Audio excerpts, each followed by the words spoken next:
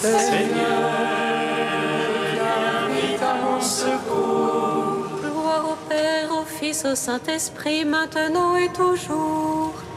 Dans les siècles des siècles, Amen. Alléluia.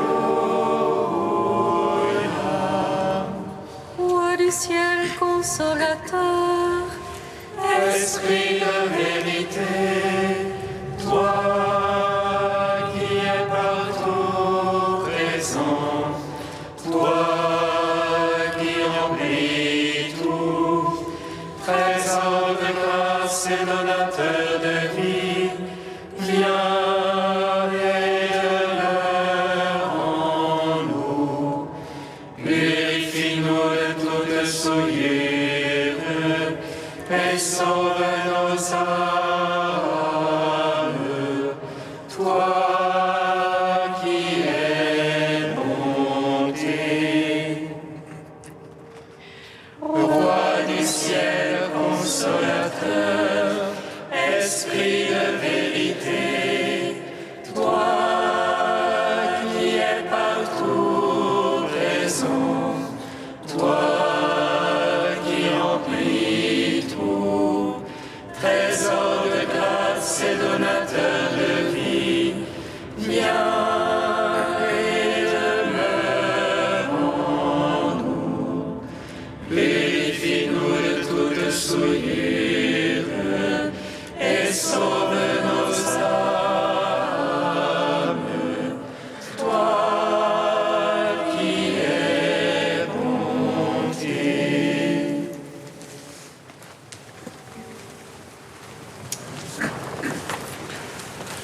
Toi qui as fait de Pierre et de Paul les témoins joyeux de la bonne nouvelle, gloire à toi, Seigneur Jésus, gloire à toi. Alléluia, Alléluia, Alléluia, Alléluia, Alléluia, Alléluia,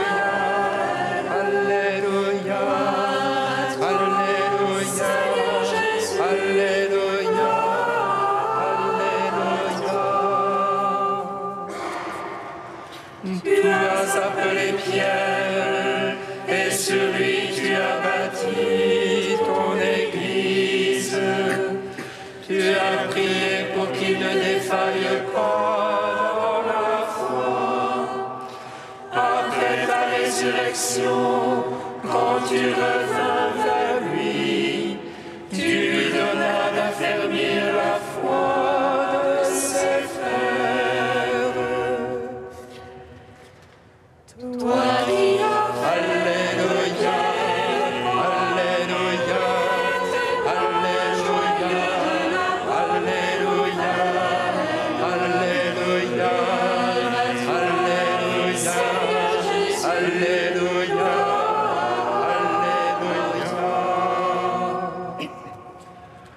Tu lui as confié, Seigneur, ton troupeau. Tu l'as fait berger de tes brebis. Tu lui as donné les clés du royaume des cieux. Et tout ce qu'il aura délié sur la terre, tu le délivreras dans les cieux. Toi qui as fait Alléluia, Alléluia, Alléluia, Alléluia, Alléluia, Alléluia, Alléluia, Alléluia. Psaume 118, strophe 5. Incline mon cœur vers ta parole, Seigneur mon Dieu. Incline mon cœur vers ta parole, Seigneur mon Dieu.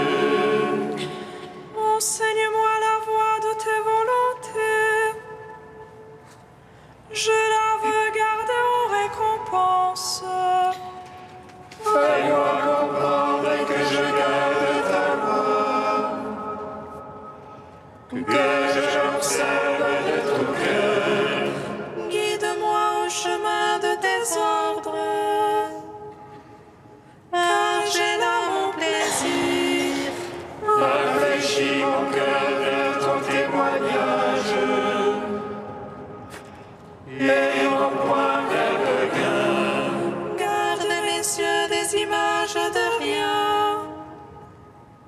Vivifie-moi par ta parole. Tiens ta promesse à ton serviteur. Aide qu'on te craigne. Garde-moi de l'insulte qui m'épouvante. Tes jugements sont bienfaisants. Voici, je désirais tes préceptes. Vivifie-moi par ta justice. Gloire au Père, au Fils, au Saint-Esprit, pour les siècles des siècles. Amen. Incline mon cœur vers ta parole, Seigneur mon Dieu. Psaume 22.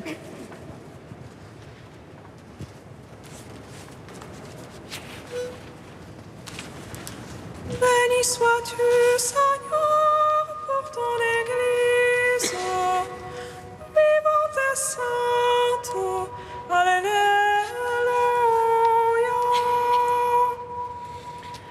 Béni sois-tu, Seigneur, pour ton Église, vivante et sainte.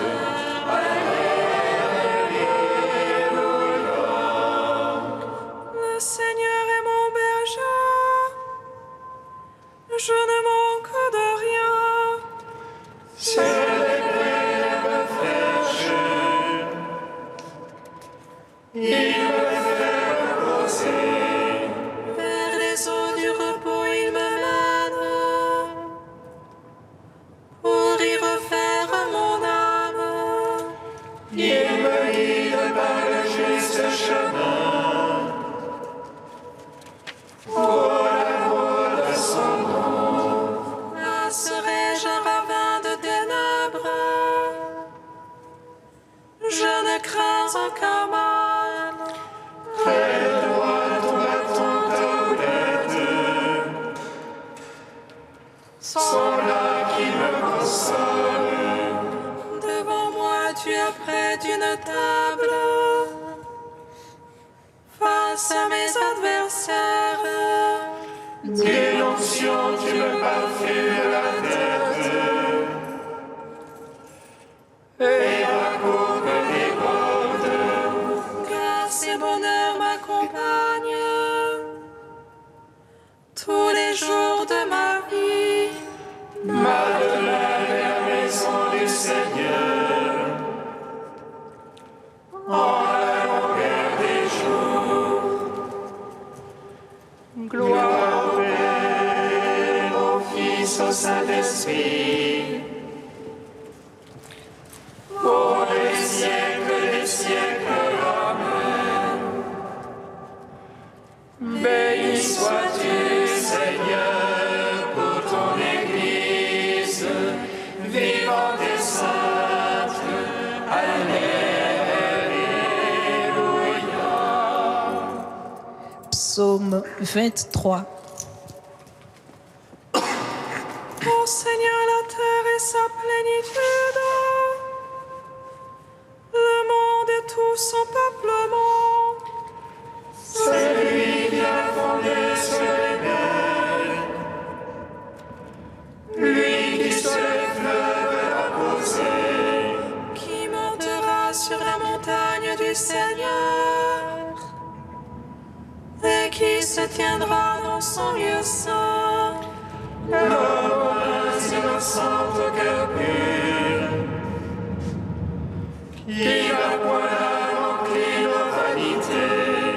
À lui la bénédiction du Seigneur, la justice du Dieu son sauveur.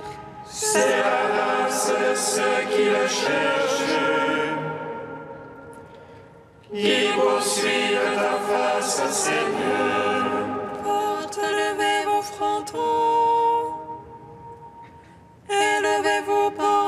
éternelle. Qu'il entre, roi de gloire.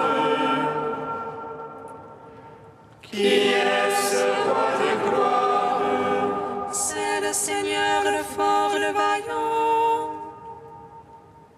Le Seigneur, le vaillant des combats. Porte levé au fronton et levez vos portes éternelles. Qu'il entre, le roi de gloire. Qui est ce roi de gloire? C'est lui le Seigneur Sabaoth, lui le roi de gloire. Gloire au Père, au Fils, au Saint-Esprit, pour les siècles des siècles. Amen. Béni sois-tu, Seigneur, pour ton Église, vivante et sainte.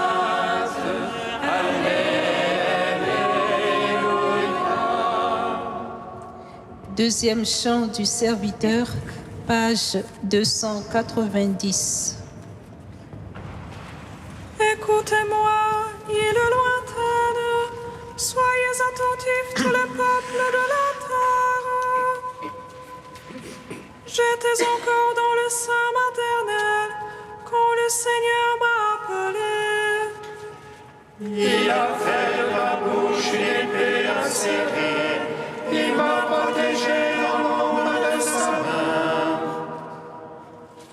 Il a fait de moi sa flèche préférée, il m'a serré dans son carquois.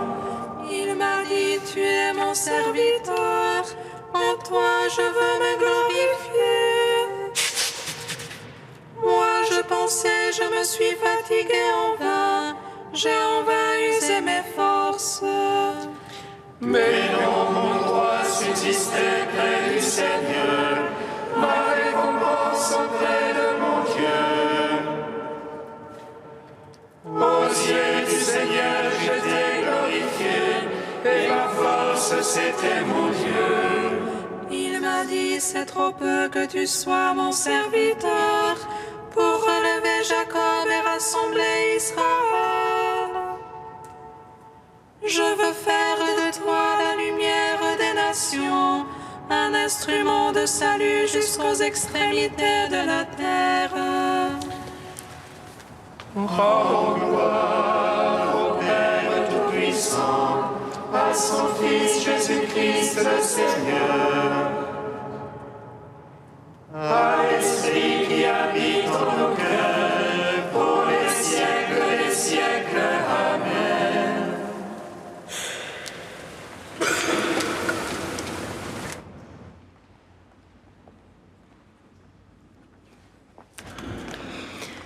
De Don André Louf, Demeurer dans la conversion. Nous aussi, comme Job, nous ne connaissons Dieu que par ouï-dire, parfois pendant de longues années. Et dans l'épreuve, nous aussi nous réagissons d'abord comme lui. Le vrai Dieu vient briser quelque chose en nous et nous essayons de nous défendre. Dieu veut briser nos idoles. Il y a en nous une telle assurance à laquelle nous sommes prêts à nous accrocher jusqu'au désespoir et contre laquelle Dieu ne trouve pas de remède. Son but est de nous enlever cette assurance. Cela fait tellement mal et nous sommes si déçus par Dieu que nous préférons maudire et blasphémer et que nous doutons même parfois de son existence. Nous voudrions nous venger de Dieu. Tout cela n'est pas grave, car même dans nos blasphèmes les plus amers, nous crions encore notre foi. Dans chaque blasphème se cache la vraie figure de Dieu, même si elle se présente à l'envers. C'est Dieu même qui nous prend la main pour nous déposséder de ce qui nous est le mieux connu et à quoi nous sommes attachés, corps et âme. La petite idole domestique que nous transportons depuis des années et à qui nous vouons un culte, comme au vrai Dieu. Nous voilà au pied du mur. Comme Job, nous voici devenus la cible vivante que Dieu veut briser pour rebâtir autre chose. Car il est, dit Job, celui qui blesse et qui panse la plaie. Il nous faudra l'accepter avec une calme confiance et un humble abandon. Il nous faudra attendre avec une joie secrète mais profonde. Peu à peu, Dieu nous ouvre les yeux. Son regard libère le nôtre. Jusqu'à présent, nous ne l'avions connu que par ouï-dire. Bientôt, très bientôt, nous le verrons de nos propres yeux.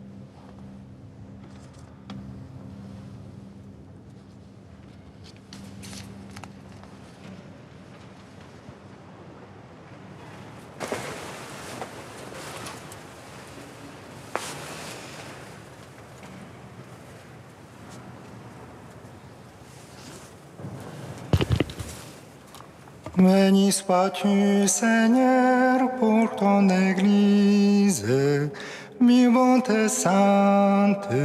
Alléluia. Béni sois-tu, Seigneur, pour ton Église, vivante et sainte.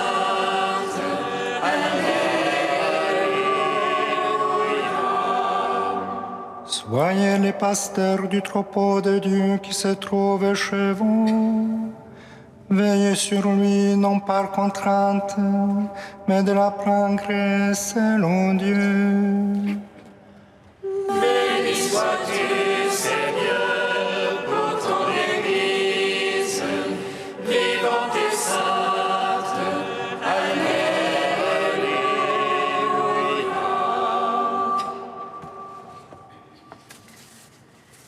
Lecture de la première lettre de Saint Pierre apôtre. Bien-aimés, les anciens, en fonction parmi vous, je les exhorte, moi qui suis ancien comme eux, et témoin des souffrances du Christ, communiant à la gloire qui va se révéler. Soyez les pasteurs du troupeau de Dieu qui se trouve chez vous.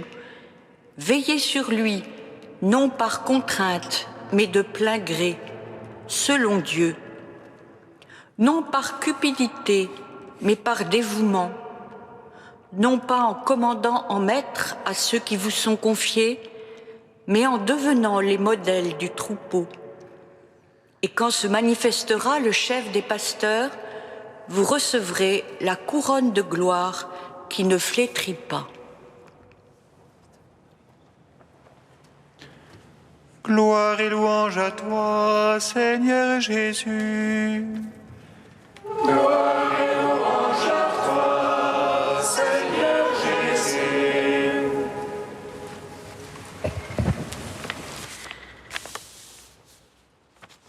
L'Église fête aujourd'hui la chaire de Saint-Pierre. C'est tout de même une drôle de fête. La chaire est en effet un mobilier, un siège, où l'on s'assoit pour enseigner, que ce soit une science humaine, on parle alors de la chaire d'un professeur, ou que ce soit la parole de Dieu, il s'agit alors de la chaire à prêcher de nos églises ou de la cathèdre d'un évêque dans son siège épiscopal.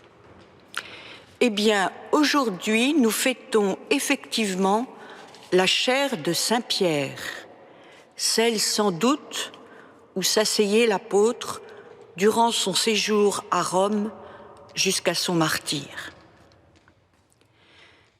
Quand on visite la basilique qui porte son nom au Vatican, on peut voir au fond de l'abside une œuvre colossale qui enchâsse le siège de Pierre, qui est une relique peut-être authentique datant du 1er siècle.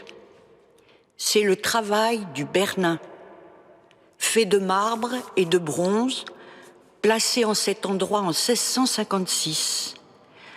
4 statues monumentales, Saint Athanase et Saint Jean Chrysostome pour l'Orient, Saint Ambroise et Saint Augustin pour l'Occident, encadrent le siège de Pierre qui est irradié par l'éclat du Saint-Esprit représenté sous la forme d'une colombe. Mais quel est le sens théologique et spirituel de cette fête ? Ce trône reliquaire immense et recouvert de matériaux précieux évoque d'abord un dogme fondamental de la religion catholique romaine, qui est celui de la primauté de Pierre. Tu es Pierre, et sur cette pierre je bâtirai mon Église. Le Christ a voulu désigner lui-même un chef pour son Église. Dans tout l'univers, nous dit saint Léon le Grand au 5e siècle, Pierre seul est choisi pour présider à la vocation de tous les peuples, à la direction de tous les apôtres et de tous les pères de l'Église. Ainsi, Dieu a daigné remettre à cet homme, Saint Pierre, une grande et admirable participation à sa puissance. Quelle grâce, frères et sœurs, que cette primauté de Pierre qui préside à l'unité de l'Église. Dans l'œuvre du Bernin, qu'on appelle aussi la gloire du Bernin, que voyons-nous tout au sommet, dessiné sur une plaque d'albâtre ? La colombe du Saint-Esprit qui répand ses dons d'intelligence et de science sur le trône de Pierre, mais aussi sur les pères de l'Église d'Orient et d'Occident. Ici, c'est Pierre, et avec lui les apôtres, puis les évêques, qui leur succéderont, qui sont évoqués comme des enseignants, chargés de répandre la vérité de la foi à travers le monde. On peut même parler, dans des circonstances bien particulières, d'infaillibilité du pape et du collège épiscopal réuni autour de lui. Quelle grâce, frères et sœurs, de pouvoir appuyer notre foi sur les textes du magistère, fruit de la grâce de l'Esprit Saint et du travail des théologiens. Le caractère monumental de la gloire du Bernin, pour donner une idée de la taille de cette œuvre d'art, notons par exemple que la seule mitre de Saint Augustin mesure 1,80 m de haut. Donc le caractère monumental de la gloire du Bernin, la pesanteur du marbre et du bronze qui la compose, donne une idée de poids, de solidité, de permanence. Et là, c'est la perdurance de l'Église qui est évoquée. La puissance de la mort ne l'emportera pas sur elle. Malgré les turbulences qui l'assaillent de l'extérieur comme de l'intérieur depuis plus de 2000 ans, malgré les souffrances endurées, malgré le péché qui la mine, et nous en savons quelque chose en ces temps qui sont les nôtres, eh bien elle est toujours là, debout, l'Église du Christ, blessée mais non pas anéantie. Grâce à Dieu, après chaque épreuve, elle rebondit, et ce sera ainsi jusqu'à la fin du monde. Frères et sœurs, rendons grâce pour l'Église qui est nous-mêmes. Aimons-la, prions avec elle et pour elle, et tout spécialement aujourd'hui pour notre pape François, successeur de Pierre, dont c'est la fête aujourd'hui.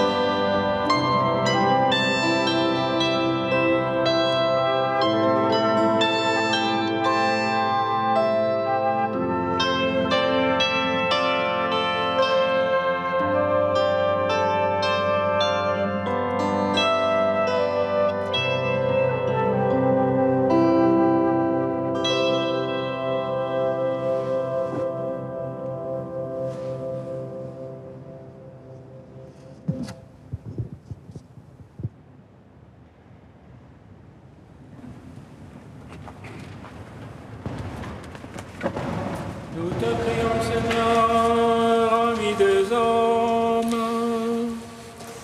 Nous te prions, Seigneur, ami des hommes. Seigneur, à la lumière de la parole de Dieu et conformément à la promesse de Jésus à son apôtre Pierre, accorde à tous les baptisés de mettre en pratique ce que nous avons reçu de toi, afin d'accomplir vraiment des pas importants vers l'unité des chrétiens. Tu es béni, Seigneur, ami des hommes. Seigneur, devant la laideur des iniquités infligées aux plus petits, aide-nous à nous en remettre pleinement à la miséricorde du Père pour purifier ce mal qui afflige l'Église et l'humanité. Tu es béni, Seigneur, ami des hommes. Seigneur, nous te prions pour les communautés exposées à la menace de la persécution, en particulier au Venezuela. Dénoue les peurs de leurs dirigeants pour qu'ils accueillent ton secours. Nous te prions, Seigneur, ami des hommes. Tu es saint Dieu, tu es saint feu, saint immortel, prends pitié de nous. Tu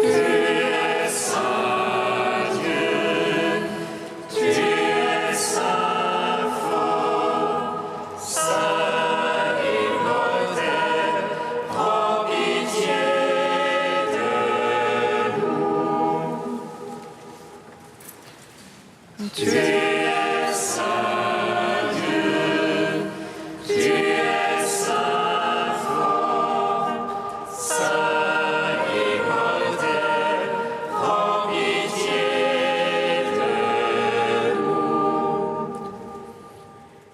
nous. Gloire au Père et au Fils et au Saint-Esprit, maintenant et toujours et dans les siècles des siècles. Amen. Saint immortel, prends pitié de nous. Tu es saint Dieu, tu es saint fort, saint immortel, prends pitié de nous. Unis dans le même esprit, nous pouvons dire avec confiance la prière que nous avons reçue du Sauveur. Notre Père qui es aux cieux, que ton nom soit sanctifié, que ton règne vienne, que ta volonté soit faite sur la terre comme au ciel.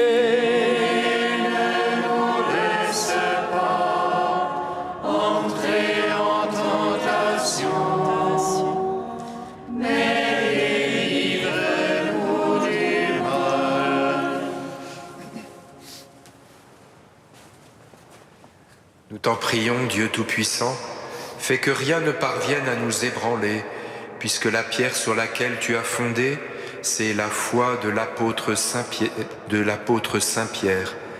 Par Jésus-Christ, ton Fils, notre Seigneur et notre Dieu, qui règne avec toi et le Saint-Esprit, maintenant et pour les siècles des siècles. Amen. Bénissons le Seigneur.